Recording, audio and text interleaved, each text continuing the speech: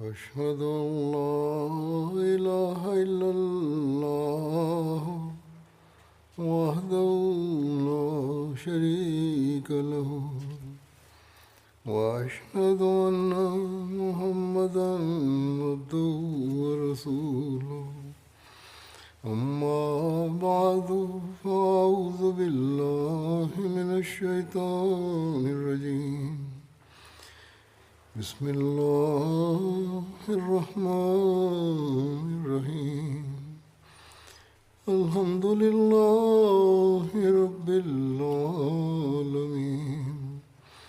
الرحمن الرحيم مالك يوم الدين إياك نعبد وإياك نستعين اهدنا الصراط المستقيم صراط الذين أنعمت عليهم غير المغضوب عليهم ولا الضالين. Sahabeleriyle ilgili olarak Hazreti Ebu Bekir'le ilgili konuşuyorduk.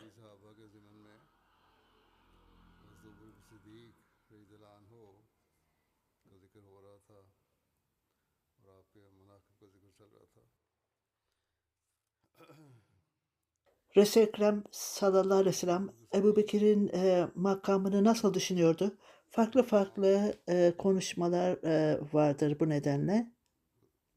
Hazreti Ebu Bekir çok Mekke döneminde Hazreti Ebu Bekir'in evinde Resul-i Ekrem sallallahu aleyhi ve sellem günlük olarak gelir ve bazen de 2 kere onu ziyaret ederdi. Hazreti Emir bin As radıyallahu anh'ın bildirimine göre Resul-i Ekrem sallallahu aleyhi ve sellem kendisini general olarak atamıştı. O Resul-i Ekrem sallallahu aleyhi ve sellem'e gelerek sizin en sevdiğiniz insanlar arasında kimdir diye sordu. Resul-i Ekrem sallallahu aleyhi ve sellem Ayşe dedi. Erkekler arasında kimdir dedi. Onun babasıdır. Ondan sonra kimdir? Ömer bin Hattab'dır dedi. İşte bu liste diğer insanları da Hazreti Selma bin Akba'nın bildirdiğine göre Resul-i Ekrem sallallahu aleyhi ve sellem şöyle buyurdu. Ebu Bekir bütün insanlar arasında en büyüğüdür. Peygamberlerden hariç odur. Hazreti Melek bin Malik'in bildirdiğine göre Resul-i Ekrem sallallahu aleyhi ve sellem benim insanlarım arasında en büyük iyiliği yapan Hazreti Ebu Bekir'dir. Hazreti Ebu Said'in bildirdiğine göre Resul-i Ekrem sallallahu aleyhi ve sellem'in bildirdiğine göre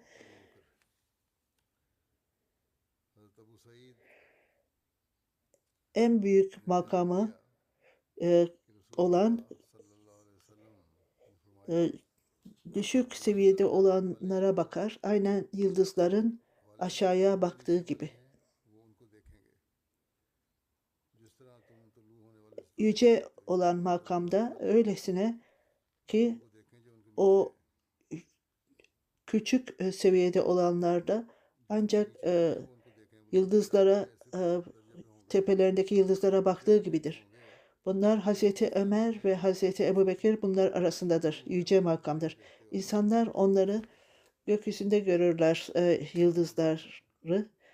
Onlar ne mükemmellerdir. Hazreti Ebu Hüreyre'nin bildirdiğine göre Resul-i Ekrem sallallahu aleyhi ve sellem şöyle buyurdu. Hiç kimsenin bize iyiliği olmamıştır. Fakat bunu biz geriye döndürdük. Fakat Allah Teala o bize öyle iyiliklerde bulundu ki ancak kıyamet günü Allah Teala onun karşılığını ona verecektir. Resul-i Ekrem sallallahu aleyhi ve sellem rahatsızlığında insanlar arasında zenginliği ve onuruyla beni Hazreti Ebubekir'den daha iyi davranmamıştır. Eğer bir halil olsaydı ancak Ebu Bekir olurdu benim dostum, arkadaşım. Bu camide bütün pencereler kapalıdır. Ancak bir pencere Hazreti Ebubekir'in evine açılır. Resul-i Ekrem sallallahu aleyhi ve sellem benimle beraberdir. Ben de onunla beraberim. Bu dünyada da öbür dünyada da o benim kardeşimdir demişti. Tirmizi'nin bildirdiğine göre Hazreti Enes de Resul-i Ekrem sallallahu aleyhi ve sellem Ebu Bekir ve Hazreti Ömer'le ilgili olarak her ikisi de cennetin lideridir. Yaşlıların cennette öncekilerin ve sonrakilerin ve peygamberlerindir, lideridir.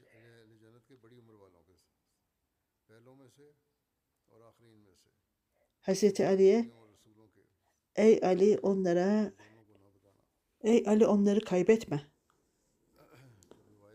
Hazreti Enes'in bildirdiğine göre Resul-i Ekrem sallallahu aleyhi ve sellem muhacir ve ensarlar arasında sık sık gelir ve onların arasında otururdu. Hazreti Ebu Bekir ve Hazreti Ömer de oradaydı. Onlarla beraberdi. Hiç kimse gözlerini kaldırarak Resul-i Ekrem sallallahu aleyhi ve sellem'e bakamazlardı. Esas olarak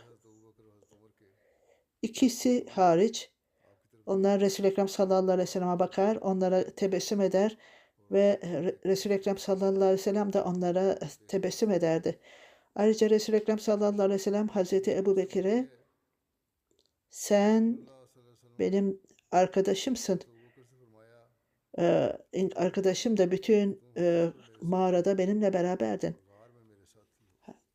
Bir kadın geldi Resul-i Ekrem sallallahu aleyhi ve sellem'e. Onunla beraber bir şeyler tartıştılar, konuştular. Resul-i Ekrem sallallahu aleyhi ve sellem ona bir takım öğütler verdi. Ey Allah Teala'nın Resulü sallallahu aleyhi ve sellem,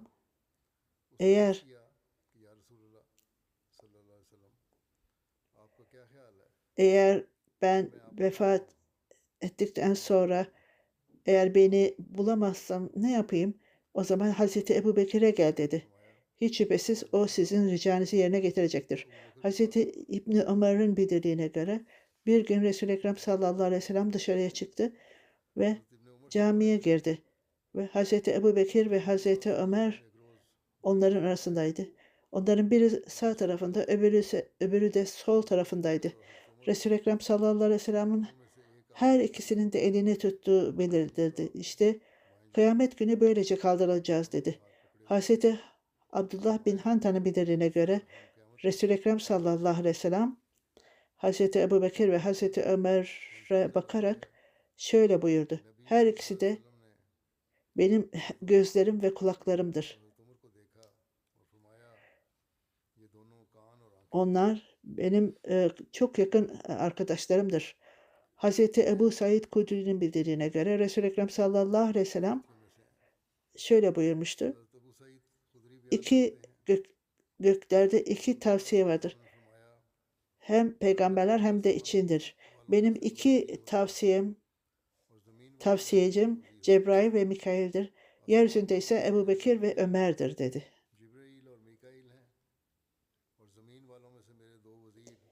Ayrıca cennetin müjdesini de verdi. Said bin Müseyyib, Hazreti Ebu Aşeri bir nedenle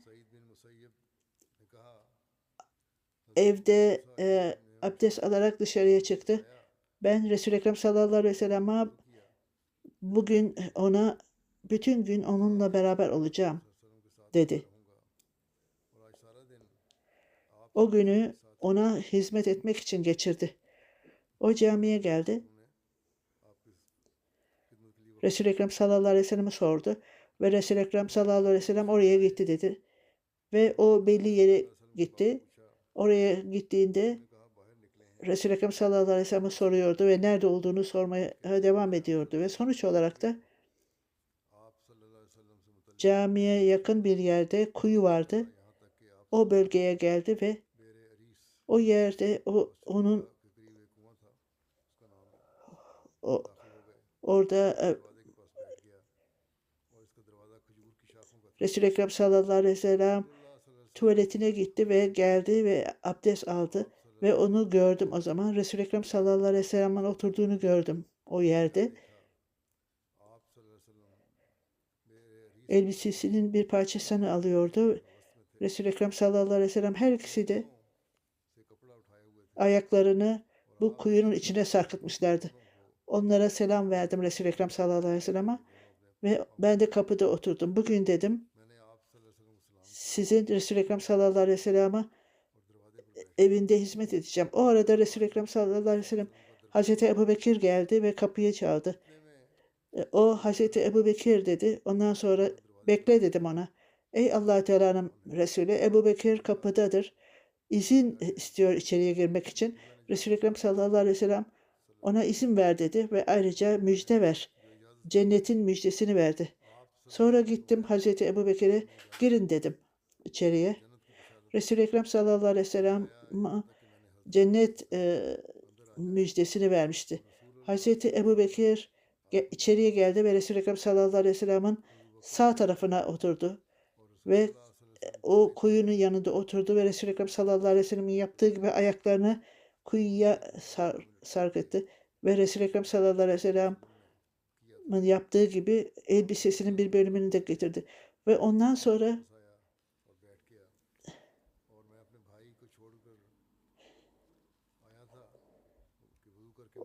o kardeşiyle ilgili olarak düşünüyordu. Eğer isterse Allah Teala sizi o kardeşinizi getirir. Başka bir kişi de kapıyı çaldı. Bu kimdir dedim. Ömer bin Hattab dedi. Ben Resul-i Ekrem sallallahu aleyhi ve sellem'e geldim ve ona selam verdim. Ve Ömer bin Hattab da içeriye girmek için izin istiyor. Resul-i Ekrem sallallahu aleyhi ve sellem ona izin ver dedi ve ona müjde ver ayrıca cennetin müjdesini. Geriye döndüm. Girebilirsiniz dedim. Resul-i Ekrem sallallahu aleyhi ve sellem size müjde veriyor. Cennetin müjdesini veriyor dedim. O içeriye girdi ve ayrıca aynı o kenarda oturdu. Resul-i Ekrem sallallahu aleyhi ve sellem'in sol tarafında ve ayaklarını kuyuya sarkıttı. Yine ben döndüm. Eğer Allah-u Teala isterse onu getirir. Onun yine kardeşiyle ilgili olarak düşünüyordu. Yine başka bir kişi geldi, kapıyı çaldı. Kimsiniz diye sordum. Ben Osman bin Affan'ım dedi. Lütfen bekleyin dedim. Ve içeriye giderek Resul-i Ekrem sallallahu aleyhi ve sellem'e ona söyledim ve Resul-i Ekrem sallallahu aleyhi ve sellem ona izin ver dedim. Ve ayrıca cennetin müjdesini de ver. Ayrıca Hazreti Osman'la ilgili olarak cennetin müjdesini ver. Esas olarak çok büyük bir problemle karşılaşacaktır. Hazreti Osman'a döndüm ve içeriye gelebilirsiniz ve Resul-i Ekrem sallallahu aleyhi ve sellem size cennetini müjdesini verdi. Ayrıca çok problemle karşılaşacaksın dedi. O da girdi içeriye ve o kuyunun bütün etrafı doldurulmuştu. Başka yere oturdu. Hazreti Enes radıyallahu anh'ın bildirdiğine göre Resul-i Ekrem sallallahu aleyhi ve sellem Uhud'da çıktığında Hazreti Ebubekir, Hazreti Ömer ve o Uhud titriyordu, sarsılıyordu. Çünkü o biliyordu Resul-i Ekrem sallallahu aleyhi ve sellem'in ayağı oradaydı. Sadece bir kişi değil, 2 sıddık ve 1 şehit peygamberlerin dışında dedi. Ben 9 kişi ayrıca 10 kişi cennetin müjdesini veriyordu. Nasıl olurdu? Biz Hira Dağı'ndaydık. Dağ sallanmaya başladı. Resul-i Ekrem sallallahu aleyhi ve sellem oradaydı.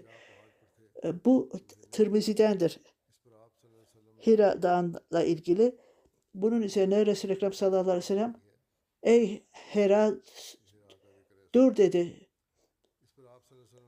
peygamber orada ve ayrıca 10 kişi de cennetlikler. Ebu Bekir, Ömer, Osman, Ali, Talha, Zübeyir, Sa'd, Abdurrahman bin Avf. 10. kişi kimdir dedi. Said bin Said. Ben kendim dedi. Benim dedi. Burada da 10 büyük sahabeden bahsedilmiştir. Resul-i Ekrem sallallahu aleyhi ve sellem onlara cennetinin garantisini vermişti. Ve onlar Resul-i Ekrem sallallahu aleyhi ve sellem'e çok yakındılar. Onlar eşşera mübaşşira Resul-i Ekrem sallallahu aleyhi ve sellem'in söylediği 10 cennetlikti. Resul-i Ekrem sallallahu aleyhi ve sellem sadece 10 kişiye müjde vermekle kalmayıp ayrıca daha birçok kadın ve erkek sahabeler vardı. Resul-i Ekrem sallallahu aleyhi ve sellem onlara müjde vermişti. 50 kadın ve erkek kişiye müjde verilmişti. Bundan başka Bedir'de 313 ve Uhud ve Bedir Rızvan ve Sülh-i Hudeybiye anlaşmasında bütün bunlarla ilgili olarak da cennet müjdesi verilmişti. Hz. Ebu Hureyre radıyallahu anh'ın bildirdiğine göre Resul-i Ekrem sallallahu aleyhi ve sellem şöyle buyurmuştu. Kim aranızda oruç tutuyor? Hz. Ebu Bekir ben dedi. Resul-i Ekrem sallallahu aleyhi ve sellem aranızdan cenazeye kim gitti dedi. Hz. Ebu Bekir ben dedi. Resul-i Ekrem sallallahu aleyhi ve sellem aranızdan kim birisini doyurdu ihtiyacı olan birine? Hz. Ebu Bekir ben dedi. Ben yaptım. Resul-i Ekrem sallallahu aleyhi ve sellem aranızdan kim bir kişinin hasta olan kişinin sağlığını sordu. Hz. Ebu Bekir dedi. Bunun üzerine kişi bütün bu nitelikleri olan kişiler cennete girer. Bu Sahih Müslim'den alınmıştır. Hz. Ebu Hureyre'nin bildirdiğine göre Resul-i Ekrem sallallahu aleyhi ve sellem şöyle buyurdu. Cebrail bana geldi ve benim elimi tuttu ve bana cennetin kapılarını gösterdi ki benim insanlarım buradan girecektir. Hz. Ebu Bekir keşke ben de sizinle olsam ve ben de bunu görsem. Resul-i Ekrem sallallahu aleyhi ve sellem ey Ebu Bekir dedi. Sen ilk olarak benim insanlarım arasında cennete girecek olan sensin. Hz. Müslim Maud, Ahmediye Müslüman Cemaati'nin 2. halifesi şöyle buyurur. Resul-i Ekrem sallallahu aleyhi ve sellem bir keresinde toplantıdaydı. Etrafında birçok asil sahabeleri vardı. Bu cennette şöyle olacaktır ve mükafatlardan, nimetlerden bahsediyordu. Hz. Ebu Bekir bunu duyduğunda ey Allah Teala'nın Resulü lütfen dua edin de ben de sizinle cennete beraber gireyim. Başka sahabelerin ismi de belirtilmişti.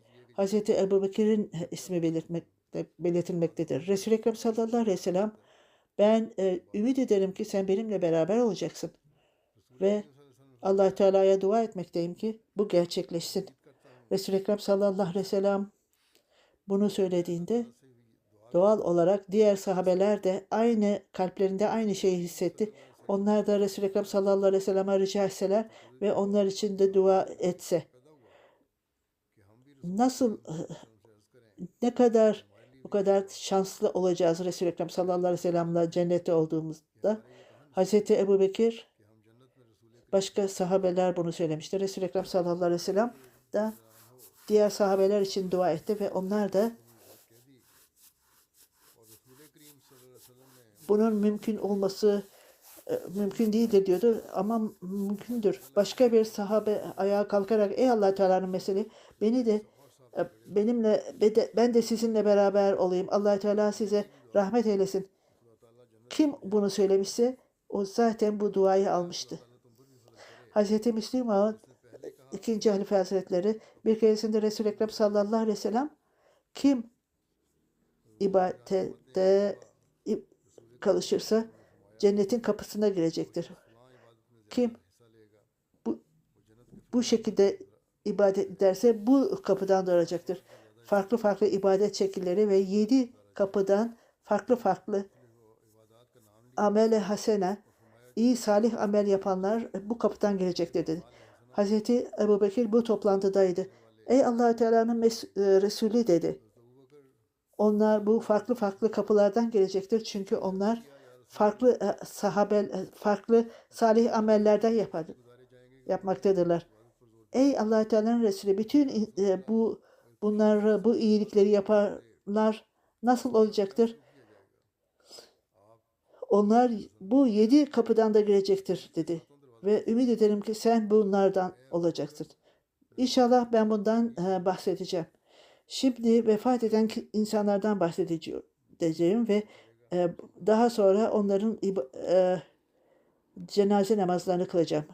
Abdülvasit sahip, Endonezya Ahmediye cemaatinin amiri, 71 yaşında 7 Ekim'de vefat etti. Abdülvahip Samatri sahip onun babasıydı. O FA eğitimini yaptı. 21 yaşında Camiye Ahmediye Rabbah'a girdi. Oraya kaydoldu. Daha sonra geçti ve Endonezya'ya tayin edildi. 1987'de Tayland'a gitti. Kuala Lumpur'a da gönderilsin diye bu amaçla Tayland'a gönderildi. Onun ismi verildi. 4. Halife Hazretleri bu teklifi kabul etti ve o oraya tayin edildi. Kuala Lumpur'a, Tayland'a. Ondan sonra Endonezya'ya geri geldi. Sonuna kadar Endonezya'da hizmet verdi. Uzun dönemde emir olarak hizmet verdi. 40 yıllık hizmeti yaptı. Hanımını ve 3 çocuğunu bıraktı arkada. Hanımı şöyle diyor.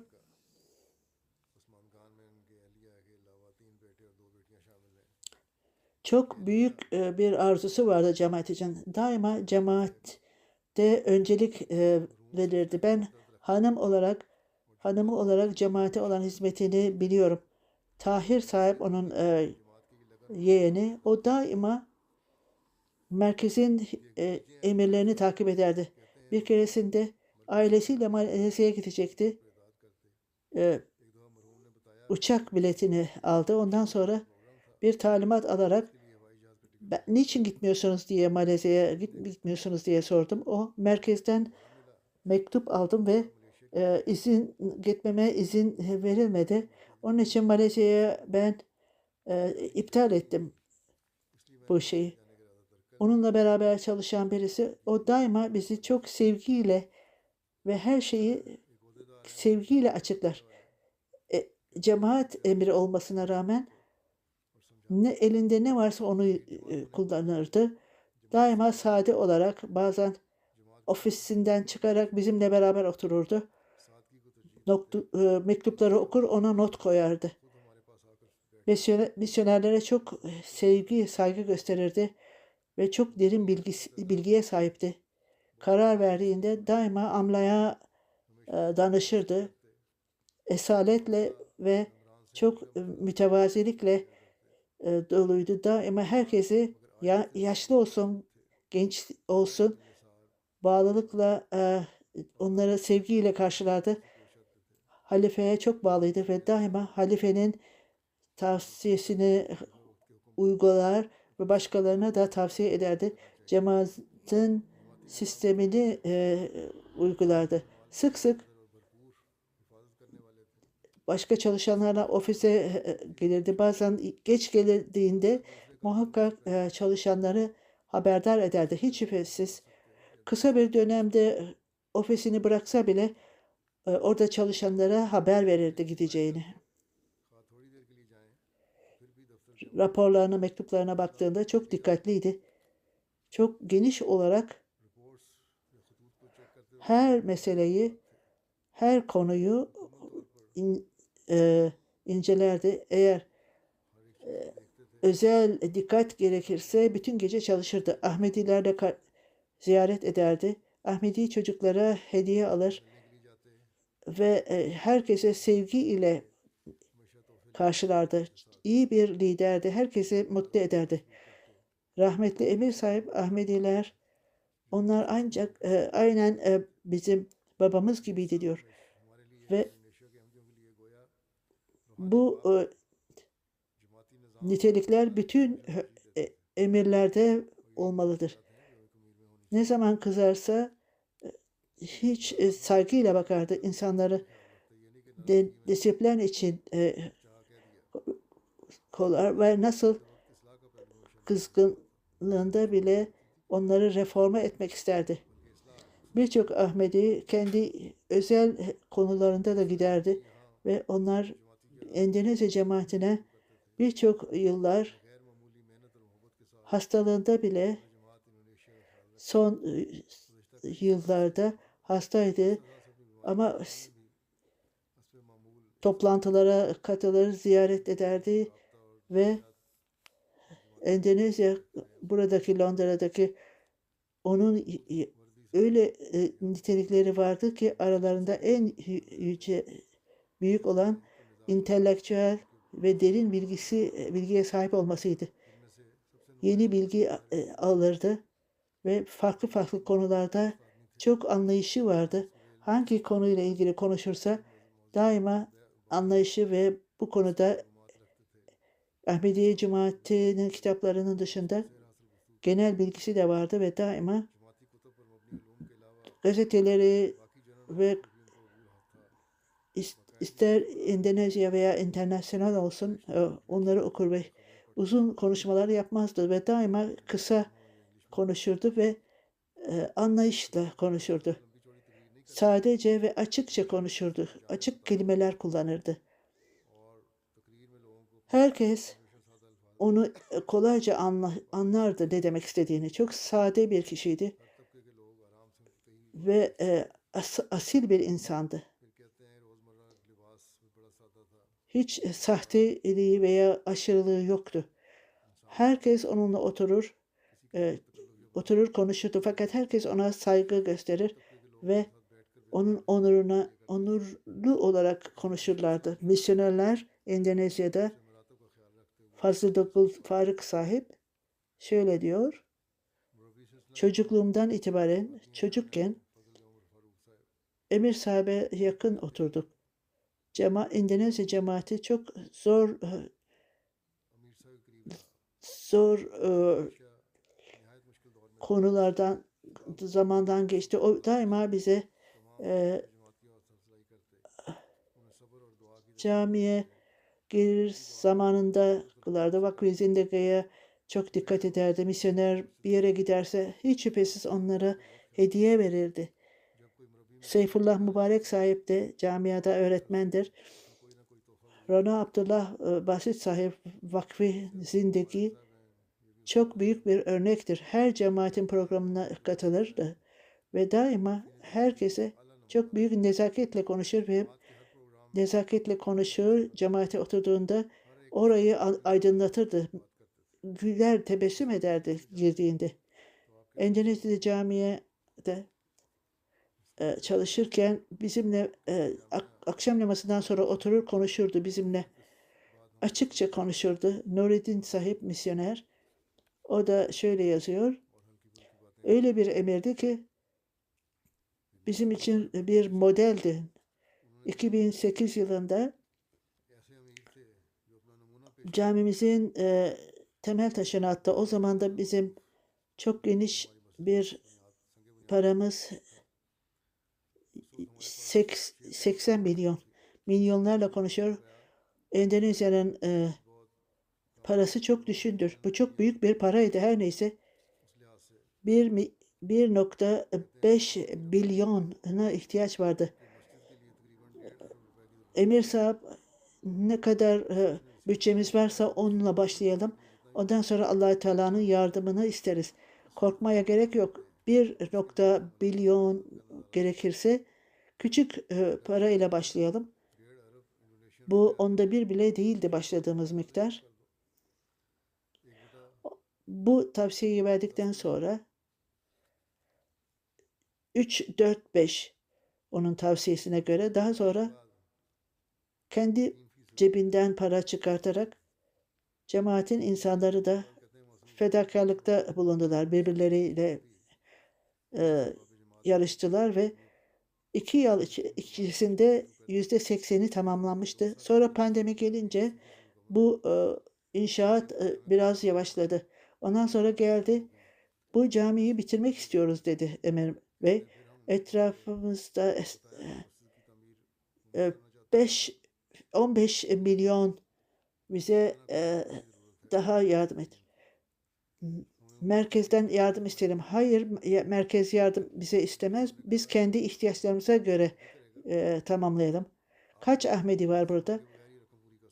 100-160 Ahmedi var. O gülümseyerek herkese söyleyin 10 milyon versin.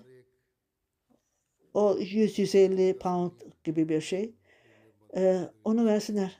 Biz bunun çok çabuk olacağını yani inanmamıştık ve çok sevgiyle, arzuyla cemaat çok büyük bir örnek gösterdiler.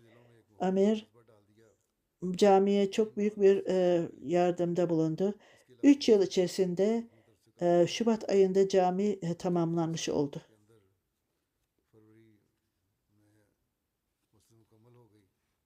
O sadece Ahmedilerle değil, Ahmedi olmayanlarla da ilişkisi vardı. Lokman din işleri müdürü Ahmedi değildi. O ben bir bütün insan değerlerine önem veren bir kişidir. Nasıl bizler karşılıklı toleransı ve insan değerlerine ve birbirlerimize nasıl bakarız diye benim fikrime göre bu sorumluluk sadece Ahmediler değil, esas olarak Endonezya'da bütün bu değerleri alması gerekir. Sadece Ahmediler değil, Ahmediler onun örneğini takip etmesi gerekir. Bize ne tavsiyede bulunmuşsa onu takip etmeliyiz. Bütün karışıklıklar, bizde aramızdaki huzursuzluklar nefret yaymaktadır. O nefret duvarlarını yıkmak gerekir. Başka bir kişi rahmetli Emir Sahip'le ilgili olarak şöyle diyor. Ben Emir Sahip'ten nasıl Resul-i Ekrem sallallahu aleyhi ve sellem sahabelerini sevmişse, ehli beytini sevmişse, onun yüce talimatlarını takip etmiştir. Ahmediler, Endonezya'da bile çok büyük bir şekilde karşı kötülükler görmüştür. Fakat Emir Sahip bir cesaretle ortaya çıkmıştır. Ahmediler lanetlenmesine rağmen adaletsizlikler yapmasına göre Amir Sahip bize öğretti. Ne zaman kendinizi bağlılıkla ve daima kendi dininize ve ülkenize hizmet etmek için öne çıkın. Çünkü bu Ahmedilerin inancı herkesi sevin kimseden nefret etmeyindir. Ben Emir Sahib'in Allah Teala'yı sevmektedir ve çok büyük bir bağlılığı vardır. Şerafettin Bey, Ahmedi olmayan bir kişi, Emir sahibin konuşma şekli de çok büyük etkisi vardır. Yumuşaklıkla, nezaketle konuşur fakat kendi ülkesini sevmektedir ve herkesi sevin, kimseye nefret etmeyin. Onun söylediklerinden yankı yapar. O konuştuğu herkese sevgi ve saygısı vardır.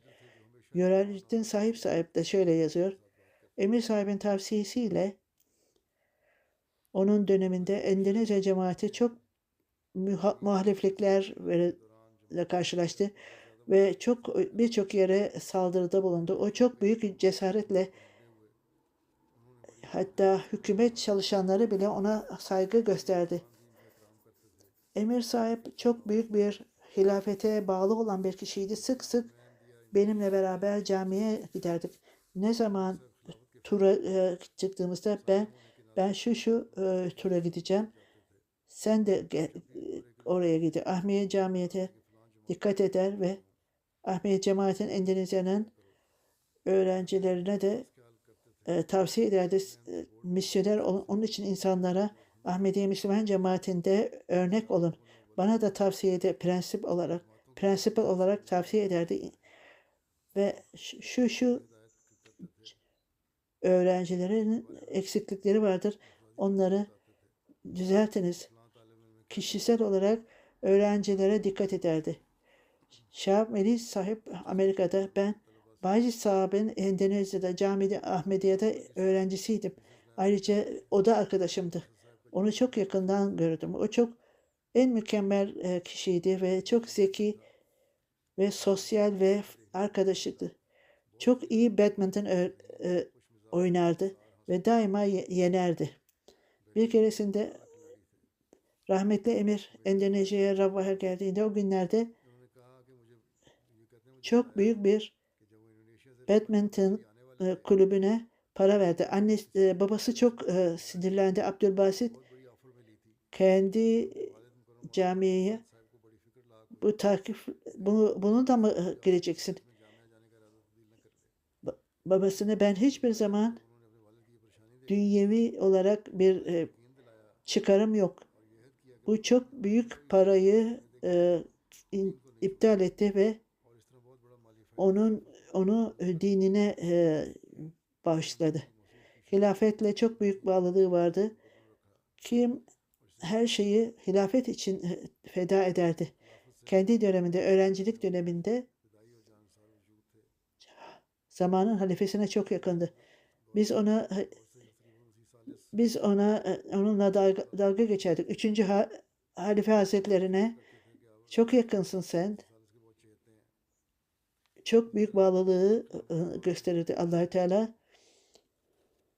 Onu affetsin, rahmet etsin, onun makamını yükselsin ve ayrıca bütün Müslümanlar ve cemaatin çalışanlarını da onun standartlarına gelsin ve ben de onu tamamen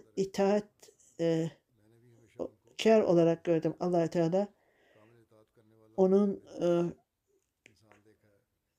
eksikliklerini gidersin. Bütün misyonerler örneklerini önlerine koysunlar ve diğer misyonerler de diğer ülkedeki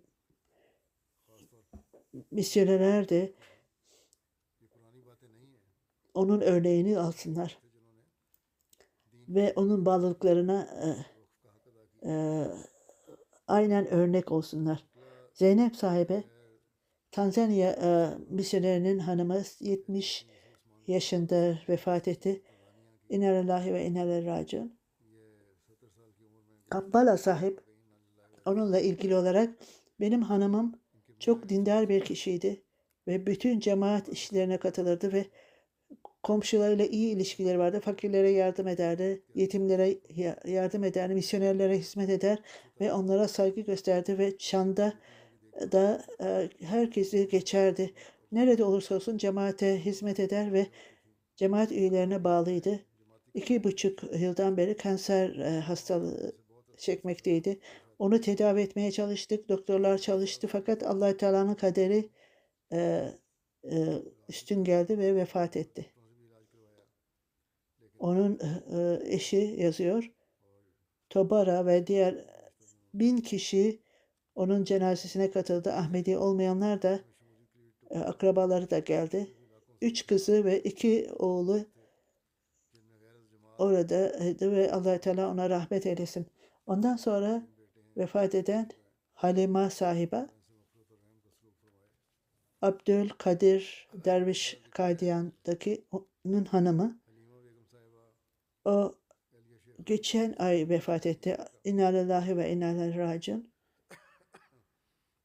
O namazlarda çok zamanında kılardı ve oruç tutardı, mütevaziydi. Çocuklara da tavsiye ederdi zamanında namaz kılması için. Sağlıklı olmasına rağmen Kadiyan çocuklarına hasta olmadan önce Kur'an öğretirdi. Halifenin her tavsiyesini dinlerdi ve Kadiyan'da fakirlik döneminde daima sade bir hayat yaşadı. Darül Mesih'a yakındı onun evi vaat edilen Mesih Aleyhisselatü Vesselam'ın misafirlerle doluydu ve bütün dostlukla, arkadaşlıkla onlara hizmet ederdi. Musi'ydi. Oğlu Nasir Vahid sahip de Nur Hastanesi'nde hizmet etmektedir. 3 kızı var ülkenin dışında. Allah-u Teala bu hanıma rahmet eylesin. Bundan sonra Mela Enis sahiba Kinimas'ta.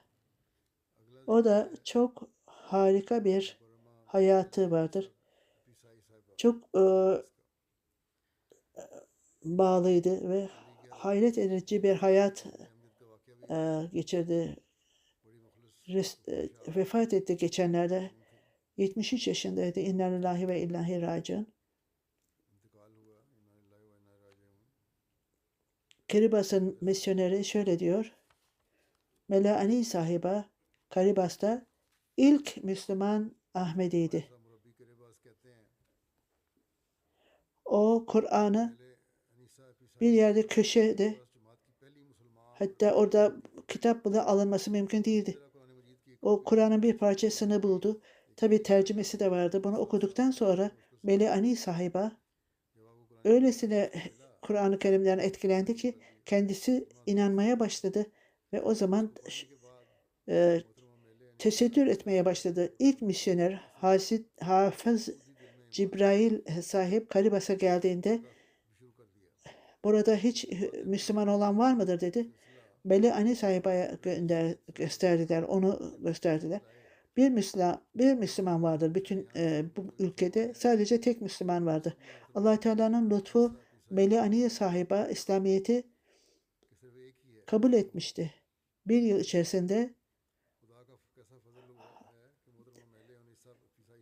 4. halife zamanında bu genç hanım İslam'ı arkadaşı arasında tebliğ etmeye başladı. Misyoner gelmeden önce 100 kişilik bir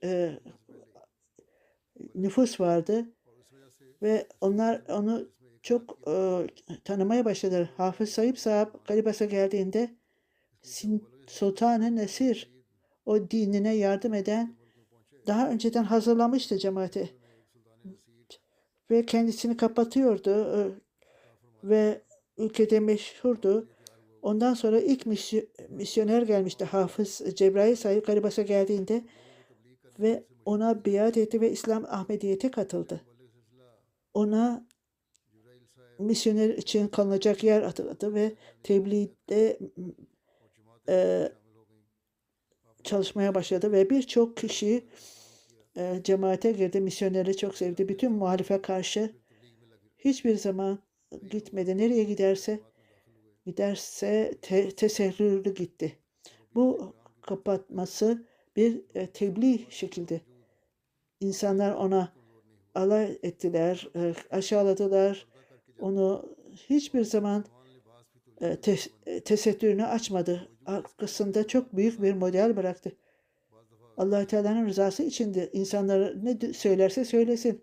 Başlangıçta İslamiyet'i kabul ettiğinde daha namaz kılacağını bilmiyordu ilk başında. Kendi yoluyla secde yapmadan ibadet ediyordu. Babası onu görünce son derece kızdı ona. Bütün Kur'an'ı yırtacağım, atacağım dedi. O da İncil'in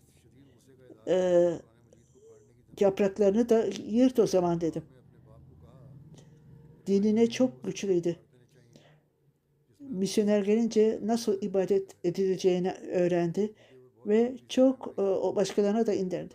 İslamiyet'e korkuyla baktılar. Bu insan ayağa kalktı. Hiçbir korku olmadan İslamiyet'in talimatlarını öğretti. Allah Teala'dan başka kimseden korkmadı ve birçok politikacıları da etkiledi. Allah Teala öylesine gönderdi ki bu büyük kararlı din ile, bu hanımın kararlı diniyle öyle etkiler politikacılar üzerinde de etkisi ve oldu. Cemaatin kaydolmasıyla ilgili de çalışmıştı. Daha önceden cemaat kaydedilmemişti. Birçok kişi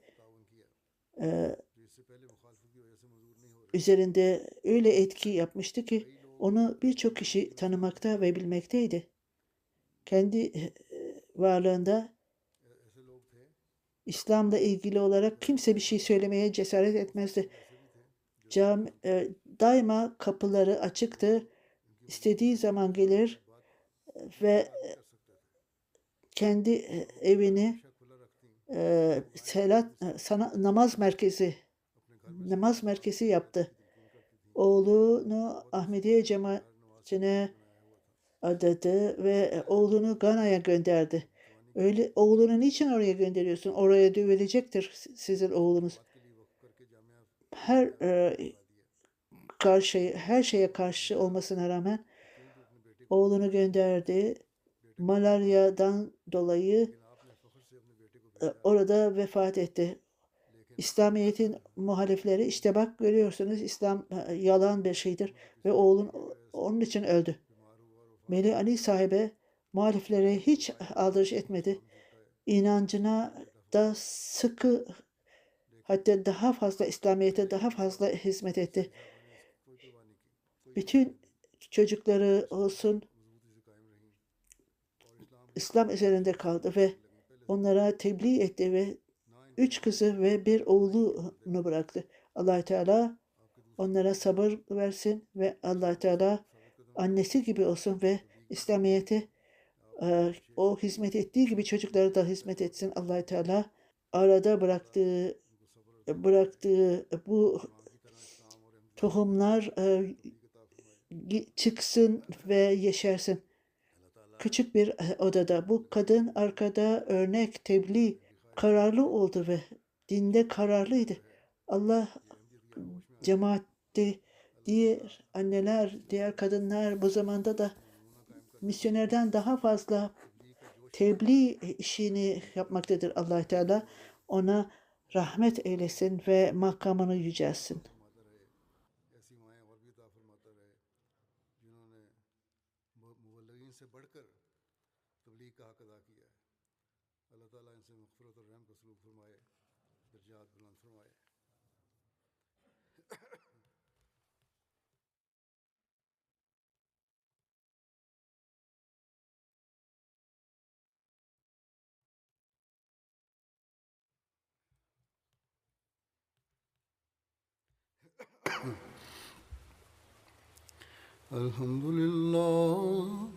الحمد لله نحمده ونستعينه ونستغفره ونؤمن به ونتوكل عليه ونعوذ بالله من شرور أنفسنا ومن سيئات أعمالنا من يهده الله فلا مضل له ومن يضلله فلا هادي له ونشهد أن لا إله إلا الله ونشهد أن محمدا عبده ورسوله عباد الله رحمكم الله إن الله يأمر بالعدل والإحسان وإيتاء ذي القربى وينهى عن الفحشاء والمنكر والبغي يعظكم لعلكم تذكرون اذكروا الله يذكركم وادعوه يستجب لكم ولذكر الله